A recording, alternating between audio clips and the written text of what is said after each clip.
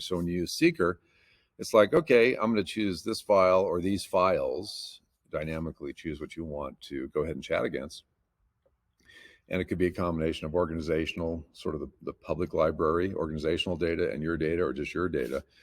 And then you just chat against it as you would ChatGPT. We're using that reasoning engine. So you have all the normal features associated with that. If you want to go cross language, you can have it output in Russian or Croatian or Spanish or French or German, whatever you need. So all that is resident.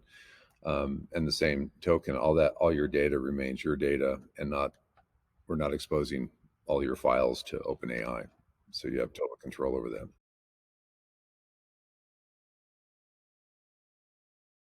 Hi everyone, and welcome to this episode of the show.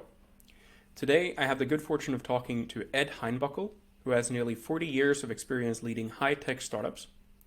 We are particularly focusing on his current company, SavantX, that is a company that focuses primarily on machine learning and quantum computing applications. We will be targeting two main projects of SavantX during our discussion, the first one being the Hone project and the second one being the Seeker project.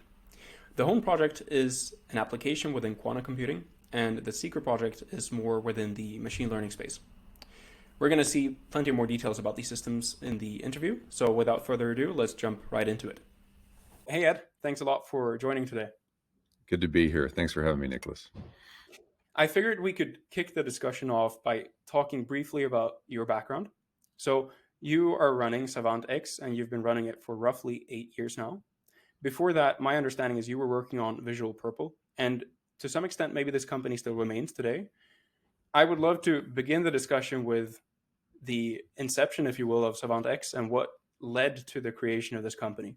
If you want to just briefly summarize what the sort of market need perhaps you saw was at that time, and how the expectation from the market and sort of what the market wants to see in terms of products has changed over the course of those 8 years.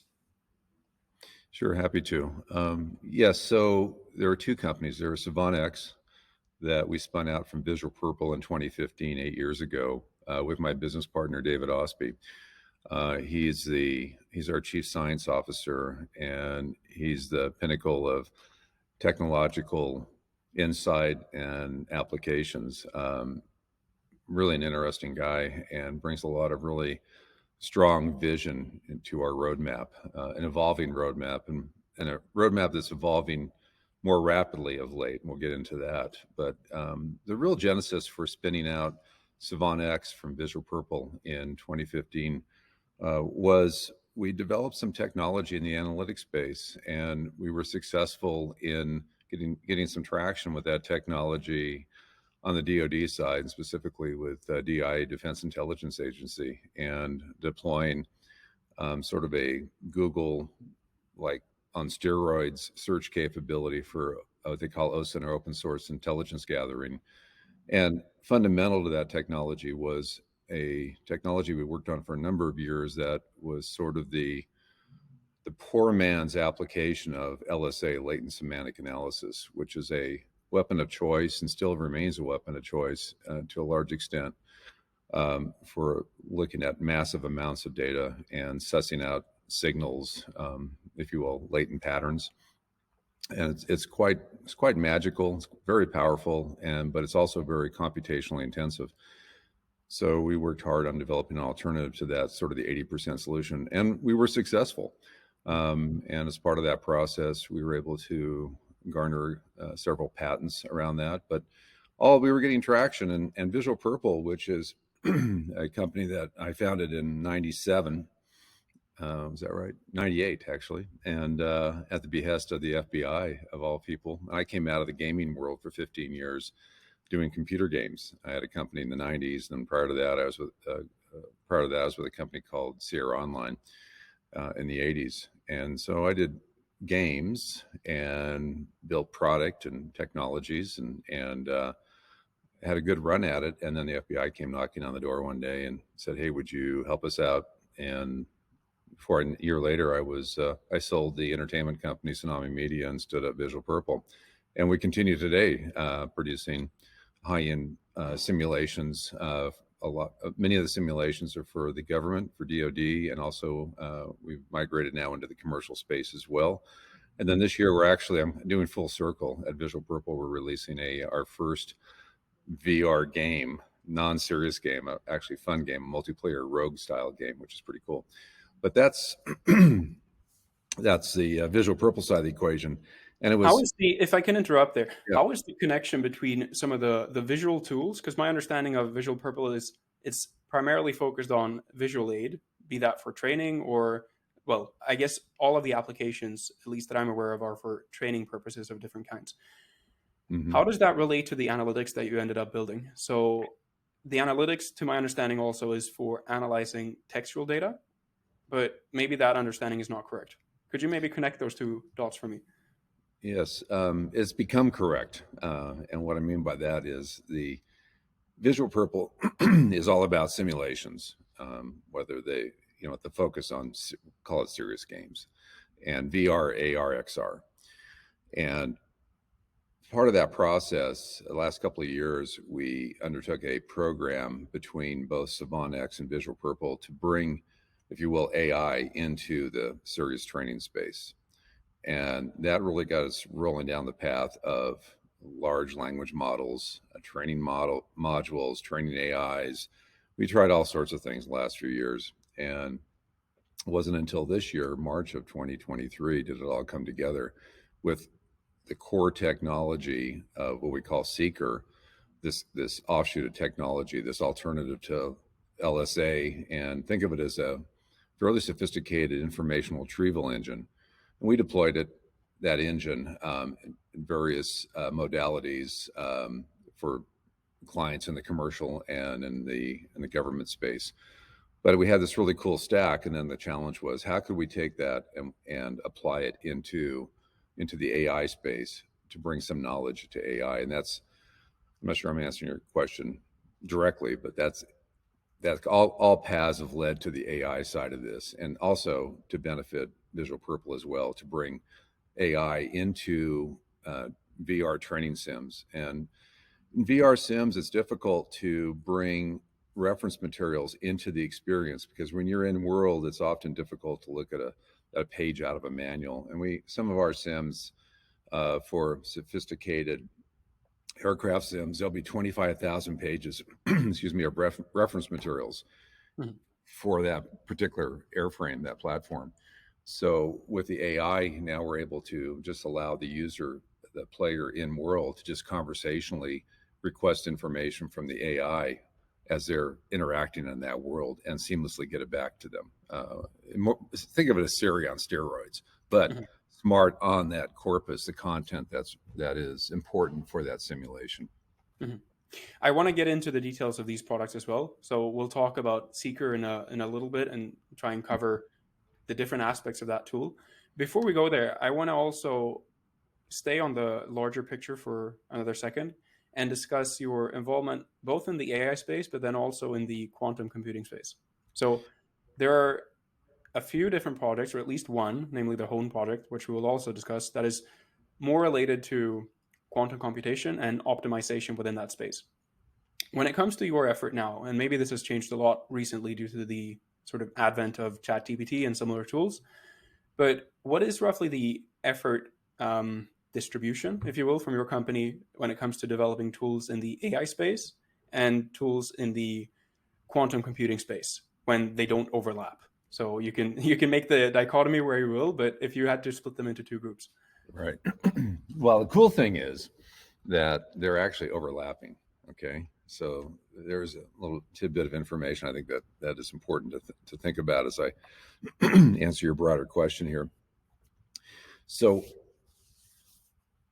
it's important to understand with SavantX when we spun out SavantX in 2015, working on advanced analytics, and that there's a multitude of deployments and modalities that advanced analytics covers. So prescriptive, kinds of things, prescriptive sorts of deployments, etc.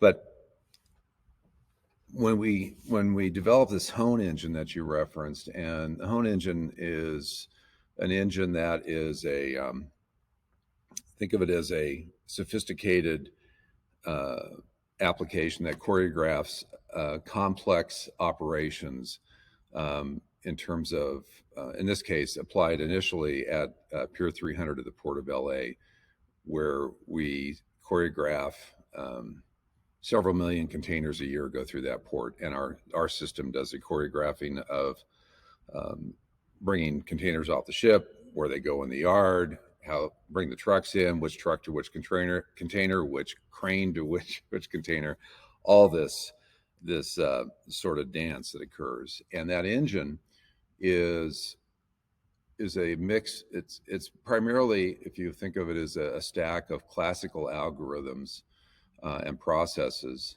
that choreograph all these operations, and a couple shifts a day, 6 days a week, this sort of thing. And then out of that work, when we developed the Hone engine, it took us 18 months to develop the first version. That we continued to iterate it, and like any software program, it's never done, so we continue to improve on that. But as part of that process, early on, we realized that there were some processes that were prime candidates for optimization utilizing a quantum computer. And I've always had a keen interest in quantum computing, and I am not a physicist. I'm barely an engineer. Uh, I have the I'm blessed in that I get to work with a lot of really bright people, much smarter than me. And what I try to do is be able to identify where the opportunities are, and then lead the teams to solve to produce capabilities to solve problems to address these opportunities in the business world. And the logistics, we were very successful at that with Hone, and then actually creating a quantum optimization for one discrete process at the pier. And we thought, well, we identified three, we chose one, and we thought if we could implement quantum and show a demonstrable benefit from doing such, then we're off to the races. And indeed, we did. It worked out very well, and we developed a very close relationship with D-Wave Quantum Computing. And D-Wave is really the only game in town right now, and they've been in business for many years, and they've done yeoman's work in producing what's called an annealer type of quantum computer.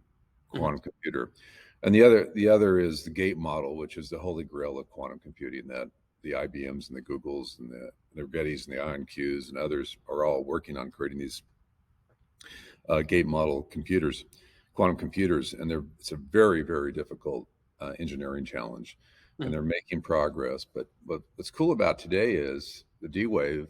We hit a D wave. We have it's basically we make these calls every day to the D wave, and the service is great. We just subscribe, and the uptime's incredible. It's 99.9% uptime, so it's very reliable. And we process very complex qubos on a 5,000 qubit machine, and it's quite amazing. We're able to compute what classically you could not compute with the D wave, and Okay. that gives us an edge. Is it possible for you to describe the specific application? If you, all Sure. three, if you wish, but at least the one that you chose to then actually go ahead with a solution facilitated by quantum computers, and maybe provide some background if you have the background as to why that optimization is not possible on a classical system. Sure. Uh, yes, and just to backfill it, just real quickly, when we made this commitment to quantum, part of this is we located our research center in Santa Fe, New Mexico, to draw on talent from the labs, which we've got great talent. Our quantum team is off the charts, and they had the benefit of having worked with the D wave for many years, really almost their own personal D wave, essentially for 5 years. So it was, having this team has really allowed us to address this, and to do the research we needed to, and experimentation to actually make these, to really do a quantum applied, right? And of the three processes we identified at Pier 300, the one that we chose was seemingly simple, and that was to appoint trucks. Essentially, trucks come in and then they go through a gate system, and then they're queued up, and then they need to go into a particular row to a particular crane and have a container dropped onto the chassis, and then off they go.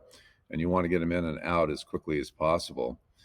And so you have a number of competing constraints. So how the priority of the container, how long that container's, which includes how long that container's been on the ground there, the priority that it needs that needs to be respected in terms of it getting to a particular owner, and then you have the cranes that are available, the trucks that are available, the constraints around the trucks, how far they can go. So there's a multitude of constraints and variables. So think of quantum computing, especially the D-Wave and annealer. It does great at optimization. So you give it a lot of variables, and it will find the global minimum. And what that means in practice is you can have, if you only have, 2 or 3 or 4 trucks in queue, you can do it classically with a greedy algorithm, and you're going to be fine. But once you get past about 3 or 4, you get to 5, 6, 7, 8, then all of a sudden, you kind of look at it factorially. So if you have 15 or 20 trucks show up, classically, you could never compute the optimal solution as far as assigning which truck to which crane, Mhm. um, in a manner that considers all these constraints, and honors those constraints appropriately.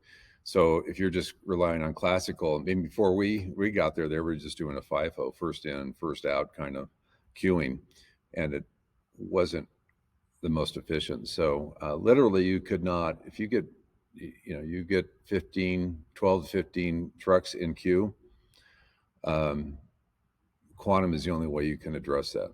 Mhm. I mean, literally, it's like, I don't know. One of my guys did the math, and it's like, okay, classically, we could compute this in 10,000 years or some crazy number Mhm. like Right. that. So, yeah, so it's really pretty cool. And, you have to be careful too, because, you know, you got a hammer, everything looks like a nail, right? So, Mhm. we we're very judicious in where we look to apply quantum, because we want to make sure there is a demonstrable benefit from doing it. And then to take it a little bit further now, we're actually working very hard on bringing a quantum dimension to AI and Okay. to generative AI and the Mhm. application thereof. And that's really exciting too. And we've actually prototyped a couple solutions, and they were great, but it wasn't enough of Mhm. a delta to really say, yeah, we want to use quantum here because it's this much better, when it was just this much better. Mhm. So we found what we believe is one of these this much better solutions right now that we're in testing on. So if that runs the distance on the testing, we'll be announcing that later this summer, and have it and provide it as a feature for Seeker. Mhm. When it comes to these capabilities that you're developing, in this case, with the home project in collaboration with D-Wave, and I assume with some of the prototypes that you're building now, also in collaboration with D-Wave or other third parties that sort of maintain the infrastructure associated with this. That collaboration, you mentioned that the uptime has been really good from the perspective of D-Wave. In terms of flexibility for providing a problem statement and the overall collaboration with third parties, how does that work? If you could maybe summarize from your perspective what the collaboration with D-Wave or other partners that you might have had in the past has worked like, and whether you see any issues with that approach or if it's working really well from your perspective. I'll answer that from two perspectives, from our perspective, and then I think, a broader perspective for companies looking at incorporating quantum into their stack to solve their problems. So for us, we have given our team and our team's um, deep knowledge on the quantum side. I mean, these guys are, double PhDs in particle physics and mathematics and all this sort of thing, and uh, which is pretty phenomenal. And they're really fun to work with. But we have, for us, we've done a deep dive on down to the chip level, and why does that matter? So why that matters is You can go and you can, we'll talk about D-Wave for a minute. They offer a number of off-the-shelf software solutions to do certain things like, traveling salesman, right? You can kind of pull an application, if you will, off the shelf and play with that. Those off-the-shelf um, solutions, we needed more than that for what we were doing, to apply sort of modify. Problem is, not everything is a traveling salesman problem. Mhm. There are many ways you kind of have to look at these things, especially if it's a very large problem. You have to be able to parse that problem into chunks, compute it, and then reassemble it, if you will, in a manner that is actionable, right, from a production standpoint. So we've developed a very deep understanding of the chipset, of the chips, and we actually create our own. We build our own Cubos and run our own Cubos on the D-Wave. We Mhm. don't take anything off the shelf, and if we could, we would. But for our applications, maybe just because we choose problems that we think aren't that all that hard, and we should be able to approach it in a more generic manner. But oftentimes, it requires that we do some custom. Everything we do on the Cubo side is custom. So for the average user, though, for a company that doesn't have experience with quantum but wants to look at finding ways to employ quantum for real value adds, and if their problem sets are, I'll say, generic enough, they could probably do so with what D-Wave has to offer. And then D-Wave also they've got a really good consulting group that'll help on solutions. But since we we do have our own in-house expertise, we have not had to draw on their team. We've had Mhm. discussions with them from time to time, and they're really sharp. There's really depth of bench there. So for a company that decides they want to get into quantum and they have optimization problems they need solved, say it would be, the D-Wave can certainly address that. We just happen to we developed our own in-house capability to do that. So it's kind of a long-winded response, I think, to your question there. I think it's a good one. In addition to D-Wave and the internal consultants that they have, are there any communities at this point, like that have formed for the specific application of quantum for whatever issues you might observe in industry?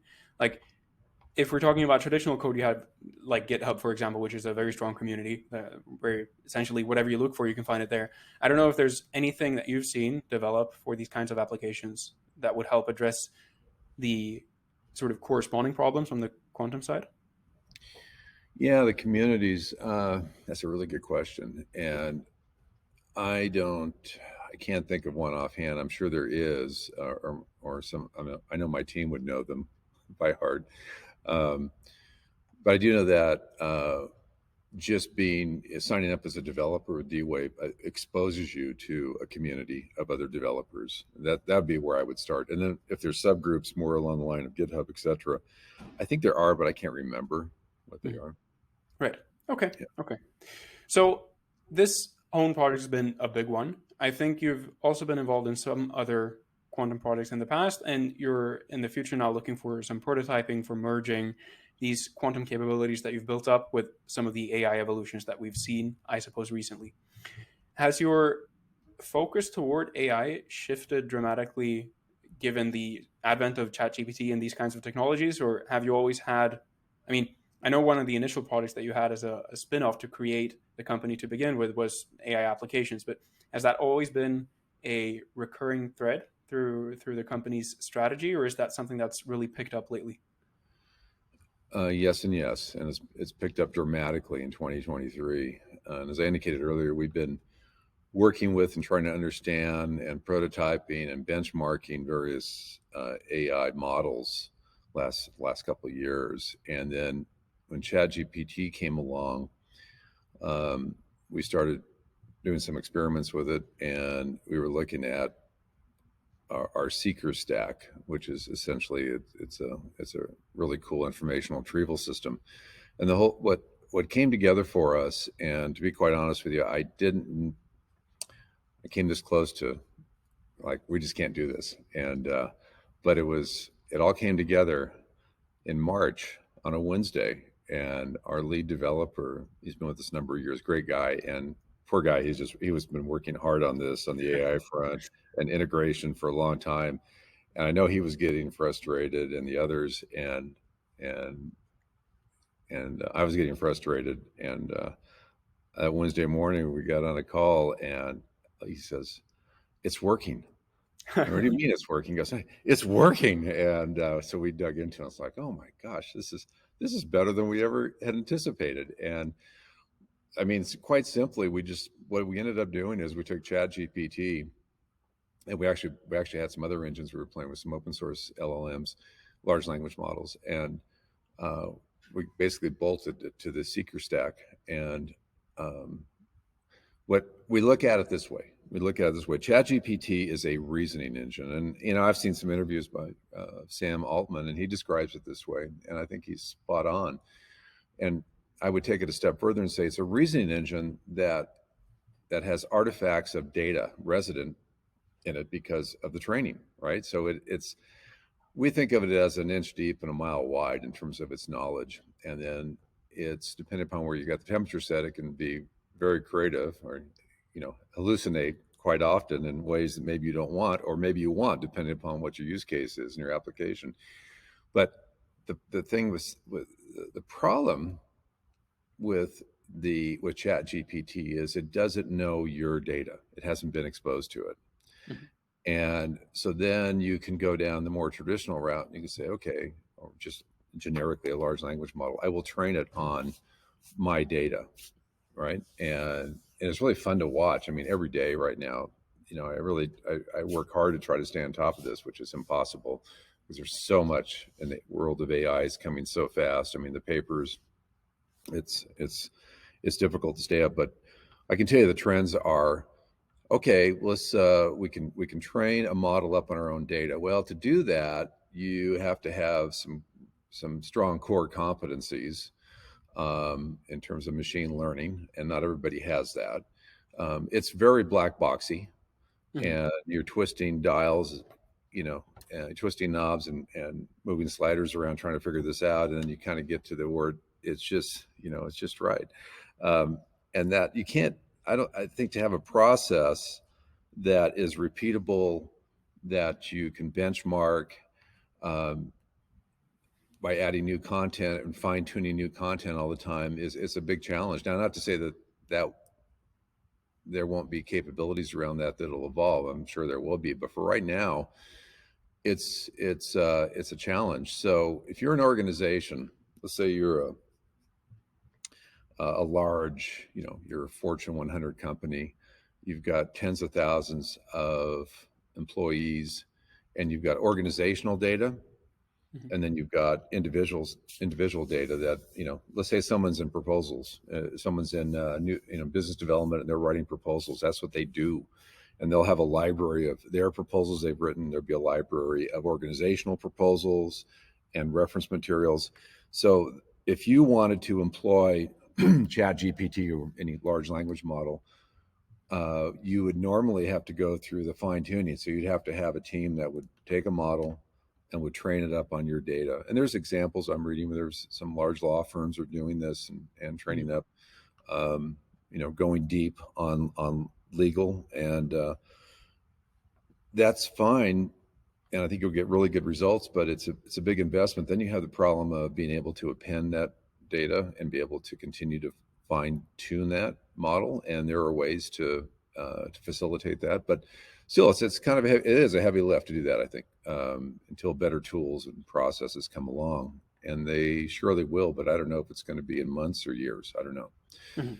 So our approach is a little different. We just kind of back to the Sam Altman descriptor of all this is, hey, ChatGPT, these large language models, they're a reasoning engine. Right.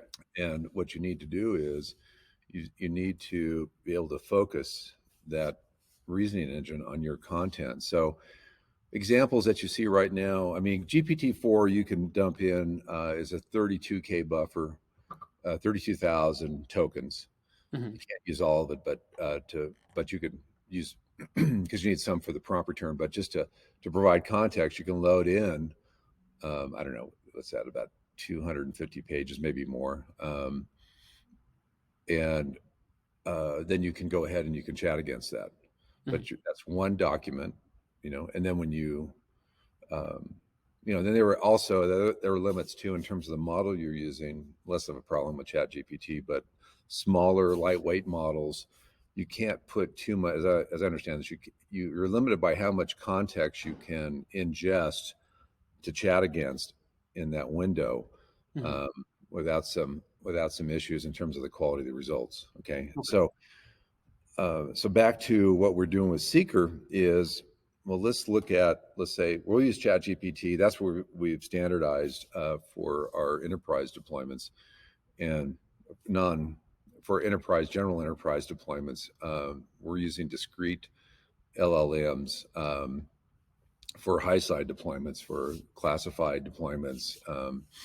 But organizationally, if you're, I don't know, if you're, a top, Fortune 100 company, that has just organizational data. There's no classified data. It's all confidential, proprietary data. Then our solution works well because with Seeker, let me put it this way: if you're using if you're using Chat GPT, and in my example with GPT-4, if you take and you put a large document into that big buffer, that has to that data that you put in there has to be vectorized. So you expose your document to them, so they get to see it. And then depending upon where the controls are, where you've set your settings. Now this just came up recently. You can set private, but what you don't want is, you don't want OpenAI using your content to continue to train their model with, right, and to go into into the wild. And in fact, there was an incident recently with Samsung where they were putting proprietary, sort of the secret sauce. Some engineers were using ChatGPT and exposing it, Really? and yeah, yeah. And there's a lot of the response has been, a lot of organizations, okay, no ChatGPT. We're not. You guys can't use ChatGPT Mhm. for fear of exposing proprietary information to OpenAI's models. So we with Seeker is cool because in that stack, it's all secure in Azure, and then we do not expose. We don't train. We don't. We have an internal. We do all the vectorization, the indexing is all done internally. It's never exposed to OpenAI. We just use ChatGPT as a reasoning engine, and then we keep that way. All your content remains your content, and you don't expose it in mass to OpenAI. Okay, so if we take a step back and talk about the workflow of the Seeker tool, because I think we can focus on this for the next few minutes.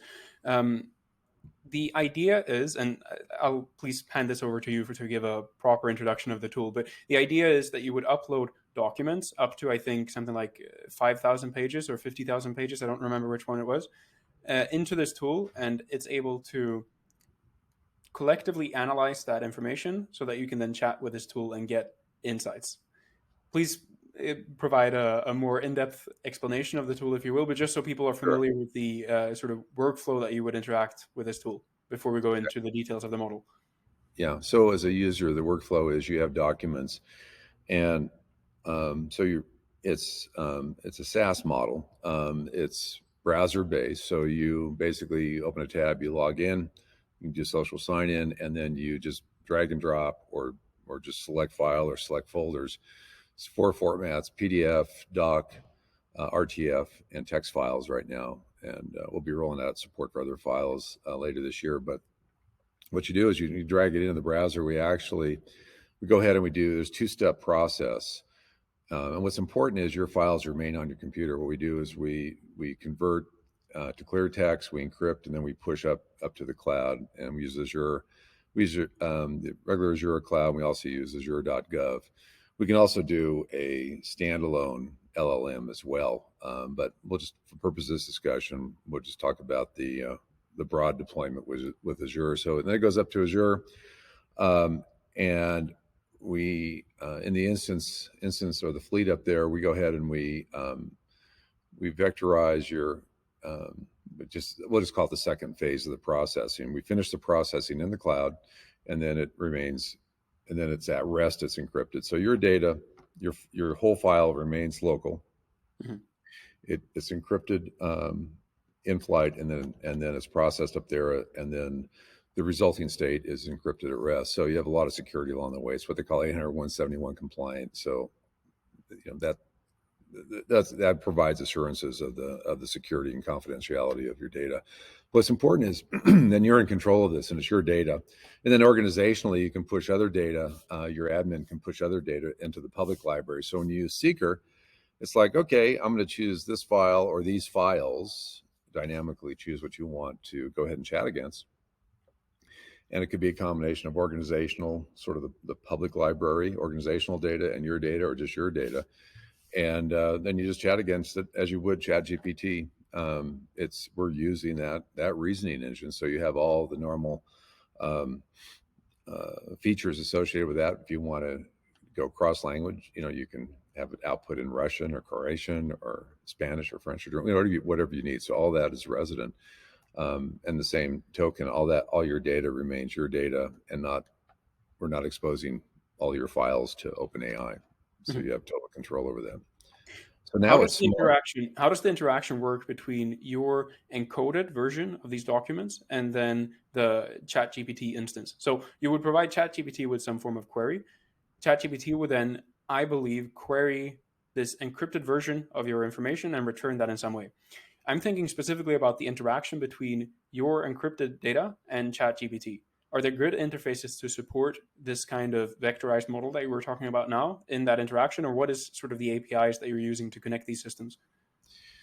I think the best way I can answer that is the API that we hit, everything is internal on our stack, on our Seeker stack, and then the only API we hit is ChatGPT. Mm-hmm. We use a 3.5 model. So that's the only API we're hitting. Everything else is in the stack. And what happens is when you go ahead and let's say you choose a document to chat against from you're in the browser, you're on Seeker. I'm interested in chatting against this document that just came in, say. So what's fun about this is you can just, this process takes, at most a minute or two, or, it's seconds to upload most files and be able to chat against them. So you issue a prompt. That prompt goes to ChatGPT, and then that API hits our stack and basically triggers a query, and then we retrieve the actionable information that's required to satisfy that query, and then we push back, if you will, snippets to ChatGPT, so it has something to synthesize and then respond with. And what's important is, and then you get this response back, which is really cool. But then you have two tabs you can go to. One is what we call the explain, and that explain tab basically is all the citations that were used to construct that response, and then we highlight, and we vary the intensity of the highlighting to indicate how important that particular snippet or sentence was in constructing that response by ChatGPT. And then there's a second tab we call inspect, and that's if you want to go really some hardcore analytics on how that response was constructed, where the sources for that response and how they relate to each other. And there's a 3D visualization in the world of analysis. Analysts in military or the intel side of life, where the analysts are doing yeoman's work on looking at data, and the cliche is connecting the dots. Well, they have to look at data, and they have to go through critical thinking and reasoning, and there are tools, and one of the tools that they often employ is something called link analysis. And everyone's probably seen this on a crime show where they're trying to figure out who done it, and they're pinning pictures up on a bulletin board, and they're taking yarn and connecting things. So that's sort of a primitive form of link analysis. So we actually do a hyperdimensional or higher dimensional link analysis automatically of the data that was used to respond to your prompt and the response that was given to you. So you have this audit trail at every interaction in your conversation to see what was used to respond to your query in your chat. So now you have what we call trustworthy AI. And I think it's so important because if you're using ChatGPT, and I've done this many times, where you can kind of have fun with it, and you can start asking questions about things. I'll give you a quick example. I was asking questions about myself. It started out and it didn't know me, and then I gave it a little hint of where I was at in the '80s, and then Ed Heinbockel, yada yada, and it was right for about two sentences, and then it just went off the cliff and just started making stuff up. I know, Uh-huh. it was just like, well, this is kind of entertaining. So you just kind of egged it on, and it would, and give it a vector, give it a little anchor point of truth, and then it would come to like, oh yeah, and then it would start making things up again. And it would just continue to do that. And what's cool about Seeker and our approach is we force that the context has to remain on your data and what Mm. file or files you've chosen, and which is pretty cool. So we're we are relentless on ensuring that. So we have some algorithms in there and some technology to actually watch what ChatGPT is responding with, to make sure it is responding exactly on your content. Mhm. Yeah, I think the problem you're raising with the sort of shallow way that these algorithms provides answers, like in the ChatGPT case, I think that's a super interesting problem because there is such a uh, the incentive is so large for people to take for granted what you see. Like I fall into that trap using these systems as well. You give it some prompt, you get some response, and you don't want to double check whether the thing that it gave you is actually accurate, and you have this huge tendency to just accept it at face value for what it is, even though you know that the system itself could just cook up whatever whatever it finds appropriate. um, but okay, so out of the four tabs, and just for the people listening as well, so you have a content tab that contains sort of the documents that you upload. You have a chat tab where you interact with the system. Then you have an explain tab, and that gives you the references to the prompts that you were asking. In this case, the entire system, but then feeding to ChatGPT. And then the inspect tab. And both the explain and inspect tab, if I understand correctly, are purely then internal to your system. And ChatGPT is the reasoning engine to essentially just act as an intermediary between the query, or the, let's say, textual information that you provide, into a more structured form of query that you then analyze, or that you then accept from behalf of your internal system, and then do the actual analysis with. Yeah, I think that's pretty good, pretty good overview. Okay. Okay, Yeah. cool. When it Mhm. comes to these technologies that you're developing as well, I know that you have a number of patents associated with this. That process, how time consuming or difficult would you say it is in the space that you're operating in? Like all the intellectual property and being able to distinguish the inventions that you have from things that already exist in the space. What has been your approach to, when it comes to patenting your technology that you currently have? If you could just summarize that. Well, that's a good question. Patents, we love them and we hate them, and the process of getting a patent awarded is a arduous, expensive, and frustrating process. And I think the jury's still out whether it's worthwhile. I think it is. At least we've convinced ourselves of that, and we debated this along the way from the very beginning. Like, should we even do this or just keep it proprietary? And but so we sort of have a bifurcated strategy. So we patent what we think are discrete processes that are good candidates to be patented, and we have a really good track record on identifying those and running those to ground and being awarded patents. And every patent you have to go through in front of the examiner and answer questions and all this, which is good. You want a rigorous process, but by the same token, the technology, the IP that really makes it work well, that's our secret sauce. We don't patent any of that. So it's this two-pronged approach is how we we've we've been following that approach for a number of years. So I don't know. Is that to avoid replication of this? So is there a thing? And granted, like my perspective on this is quite naive. I haven't applied for any patents in any function yet, so I don't know exactly what the process looks like. But is the rationale there that patenting the secret sauce, if you will, of the algorithms exposes it to people that would potentially copy the algorithm anyway? Is that the main concern?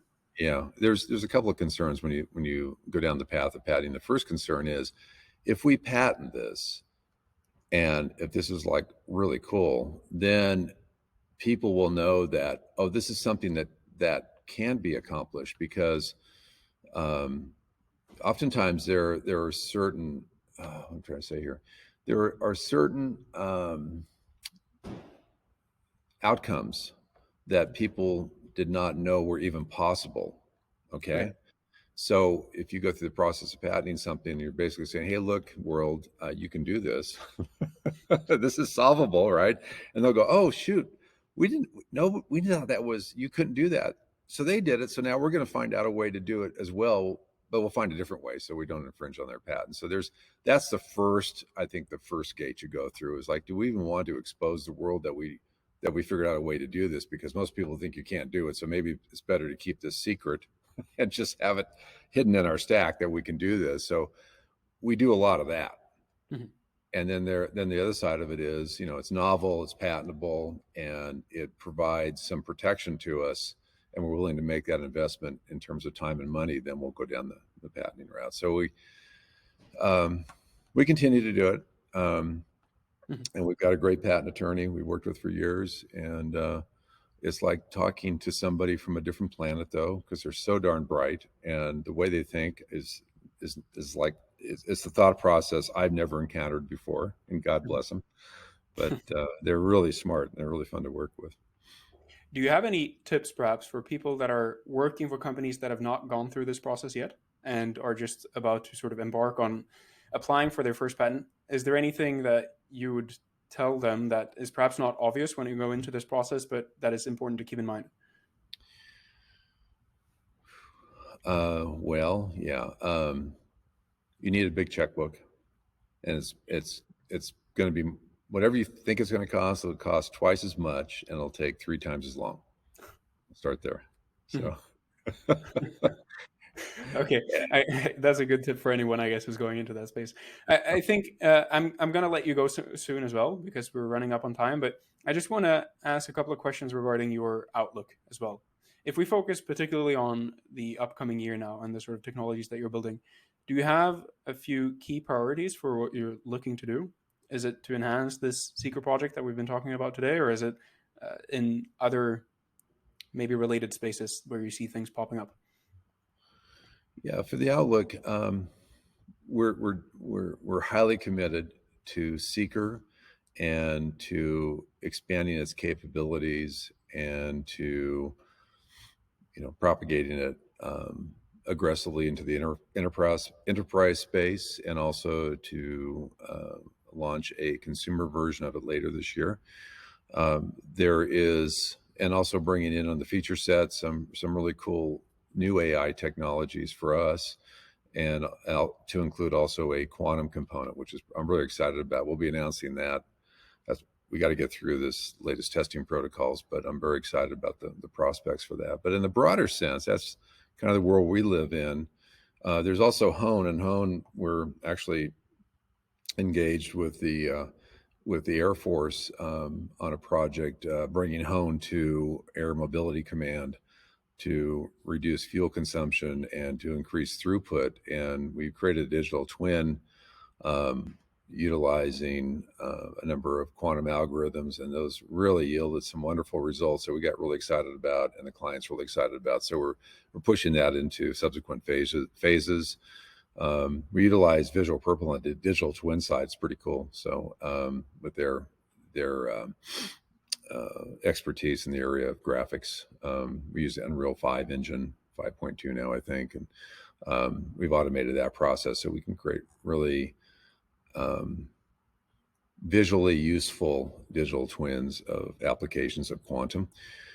But so we're committed on Hone. We're doing more Hone projects at other ports and for other modes of transportation. It's a really cool optimization engine. It's kind of the 80% solution. That stack, we can take it now. In fact, we're taking it to the railroads. So as an example, and 80% of the work's already done. So it's more or less modifying it or customizing it to the particular application for a client. But take a step back in the broader sense of AI and more of that, that's a very hot topic these days. and we have sort of ongoing internal discussions and intellectual debates about it. And you read all these these articles, and there's papers about spark of AGI, and you start getting into it though, and you start looking at what they call a chain of thought reasoning, and there's other cool approaches, and then we actually come up and test on a regular basis um, various challenges to the AI to see how well it can, how deep it can reason. And it's quite amazing. And especially when you look at the model itself, and you have to ask yourself, how how can it do this? Because it's just essentially it's a prediction engine. All it's doing is just predicting the next word, right, in a Mhm. sequence of words. It doesn't have, it has no understanding. There's no intelligence in this, and Well, it's I guess it depends on the definition of intelligence, though. exactly. That's a slippery slope, no? Yeah, it is a slippery slope, and I think the jury's is out as far as where it's going to go. But it's one of these. It's a technology. I guess I'll leave you with this. I look at it as I've been around for a few years. I lived through the internet. This thing called the internet came along, and I was busy making games, and I thought, yeah, this is really cool. It's very powerful, but I didn't really latch onto it and really try to leverage it from a business standpoint. And now quantum's along, and I'm not missing that opportunity. And we're really aggressively going after quantum and bringing it into real world solutions.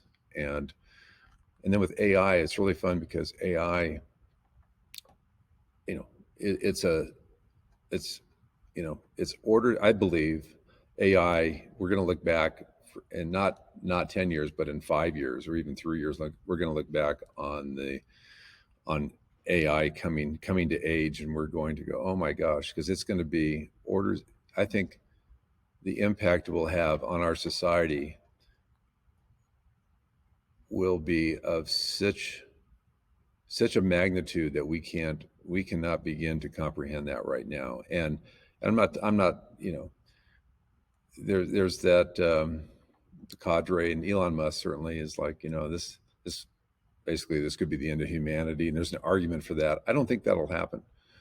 I don't think it's sophisticated enough. I think it'll evolve in ways that we can't understand, but I don't think it's going to be out of control. Think about it. At the end of the day, you can still unplug it, and you can still put stopgap measures. And I think the idea that they're going to regulate it is pedantic. There's no way they're going to be able to regulate this. They're I think it will regulate by the mere limitations involved with the models and how these models evolve. That's kind of my 2 cents. I think eventually it'll mature enough where there'll be certainly be regulation. That's always what comes to fruition, right, in any industry, for a host of different reasons. That's what history tells us. But for right now, regulation will be too little, too late. Mhm. I think the limitations of the technology, and I think the competing, the conspiracy of interests that we see emerging will be self-limiting in some respects. So I think I hold out hope there in terms of it not taking over and killing all of us. And I think it's going to be cool because when you start using this technology, all of a sudden you find that you can really become much more effective in ways you never thought you could. And Mhm. we're just at the very beginning of this. So it's going to be a wonderful journey, and a lot of great things are going to come out of it. And I think it's going to free up a lot of big thinkers to think in bigger ways that can benefit humanity. That's the positive spin, and you're going to see a lot of bad actors do a lot of bad things with it too. Mhm. But remember, you've got it's always it's the arms race, right? And our nukes are better than their nukes are better than our nukes, and our countermeasures are better than theirs. So it's just going to keep ratcheting up, and we'll do that with the bad actors. And you're going they're going to people come up with really clever ways of employing AI to stop bad AI. That's what you're going Mhm. to see, I think. Yeah. And there's always going to be a lag, but it's I don't to me it's not a doomsday scenario at all. I am very excited about the possibilities here, and there's a lot of great benefits are going to come out of this. Mhm. I think that is a perfect summary of the discussion. So I think we'll bring it to a close there. For people that want to get in touch with you and your company, where would they be able to find you as a closing note? Okay, to savantx.com. And then also for Seeker, it's seekerchat.ai. And Perfect. yeah, Great. all Then, right. Ed, thanks a lot for taking the time to speak to me today. I think it's been really a pleasure having you on board. So thanks a lot. Likewise. Thanks for having me, Nicholas. Take care.